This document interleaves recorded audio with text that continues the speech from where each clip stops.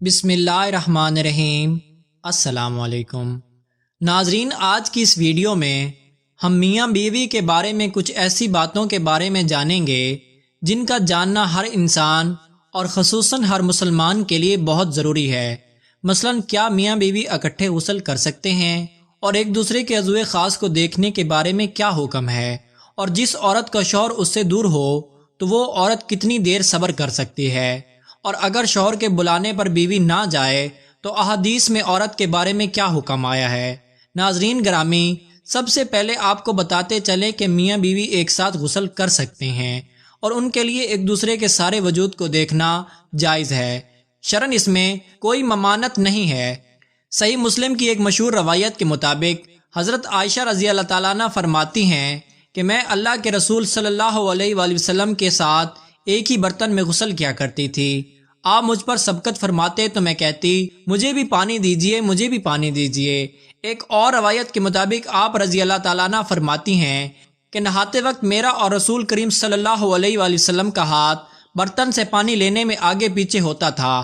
حضرت معاویہ بنت حیدر رضی اللہ تعالیٰ عنہ فرماتے ہیں کہ میں نے رسول اللہ صلی اللہ علیہ وآلہ وسلم سے پوچھا، اے اللہ کے رسول، ہم اپنے ستر کو کن کن سے چھپائیں اور کن کن سے کھولیں؟ تو آپ صلی اللہ علیہ وآلہ وسلم نے فرمایا، اپنی بیویوں اور اپنی لونڈیوں کے علاوہ سب سے حفاظت کرو۔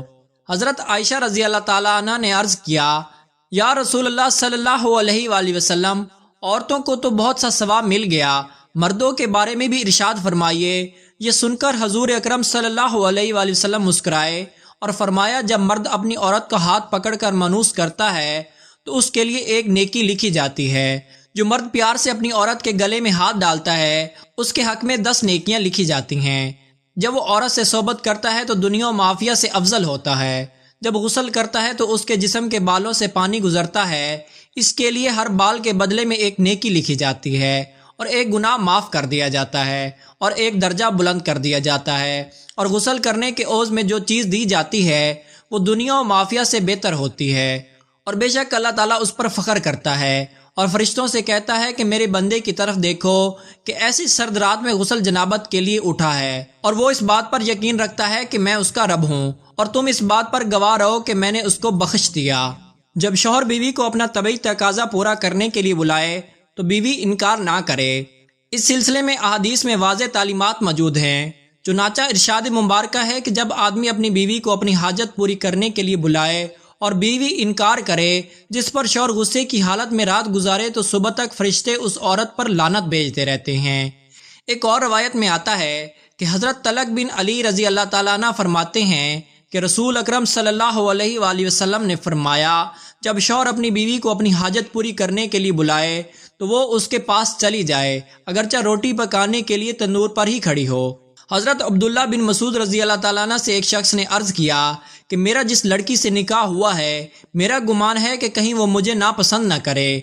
آپ رضی اللہ تعالیٰ عنہ نے فرمایا، محبت اللہ کی طرف سے ہوتی ہے اور نفرت شیطان کی طرف سے، تو ایسا کرو کہ جب تم پہلی بار اس کے پاس جاؤ تو دونوں وضو کرو اور 2 رکعت نماز نفل شکرانہ اس طرح پڑھو کہ تم امام ہو اور وہ تمہاری اقتداء کرے، تو انشاءاللہ تم اسے محبت اور وفا کرنے والی پاؤ گے۔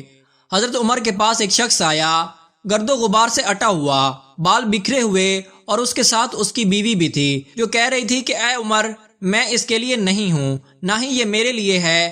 آپ نے جان لیا کہ عورت اپنے شوہر سے نفرت کرتی ہے، اس لیے آپ نے شوہر کو حکم دیا غسل کرے اور اپنے سر کے بالوں کو تراش لے اور ناخن کترا لے۔ جب شوہر فارغ ہو کر آیا تو آپ نے کہا کہ اپنی بیوی کے سامنے آؤ۔ بیوی نے دیکھا تو حیران رہ گئی اور نہ پہچاننے کی وجہ سے پیچھے ہٹنے لگی۔ پھر جب پہچان لیا تو اس کا بوسہ لیا اور اپنے دعوے سے دستبردار ہو گئی۔ حضرت عمر نے فرمایا کہ تمہیں اس کے ساتھ اس طرح کا برتاؤ کرنا چاہیے۔ اللہ کی قسم انہیں یہ پسند ہے کہ تم ان کے لیے آراستہ رہو، جیسے تم چاہتے ہو کہ وہ تمہارے لیے بنی سنوری رہیں۔ فقہ نے فرمایا کہ شوہر اپنی بیوی کی مرضی کے بغیر زیادہ سے زیادہ 4 ماہ کی مدت تک اس سے دور رہ سکتا ہے۔ امام جلال الدین سیوطی رحمۃ اللہ علیہ نے حضرت عمر کے حوالے سے یہ بیان کیا کہ آپ رات کے وقت گشت کر رہے تھے تو ایک گھر سے ایک عورت کی آواز آ رہی تھی اور وہ کچھ اشعار پڑھ رہی تھی۔ اشعار کا مفہوم یہ تھا کہ اس کا شوہر گھر سے کہیں دور چلا گیا تھا اور وہ اس کے فراق میں غم زدہ تھی۔ حضرت عمر گھر واپس آئے اور اپنی زوجہ سے دریافت کیا کہ شادی شدہ عورت کے بغیر کتنی مدت صبر کر سکتی ہے، تو زوجہ نے جواب دیا 3-4 ماہ۔ آپ نے حکم جاری کر دیا کہ ہر فوجی کو 4 ماہ بعد ضرور چھٹی دی جائے تاکہ ہر فوجی اپنی بیوی کا حق ادا کر سکے۔